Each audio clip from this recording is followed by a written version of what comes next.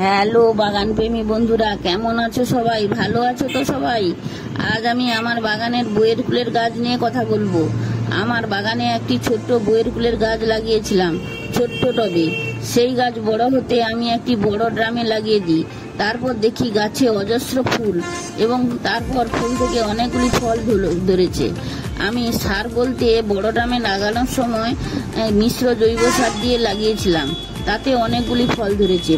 ফলগুলো পাকতে না পাকতেই যে ছাদে উঠছে দুটো তিনটে করে ফল তুলে খেয়ে নিচ্ছে। এই কাঁচা অবস্থাতে বলছে খুবই মিষ্টি, পাকলে তাহলে আরো মিষ্টি হবে। শেখার বিষয়, এই গাছে প্রতি মাসে মিশ্র জৈব সার দিতে হয়। ফুল ধরলে 2 চামচ পটাশ সার দিতে হয়।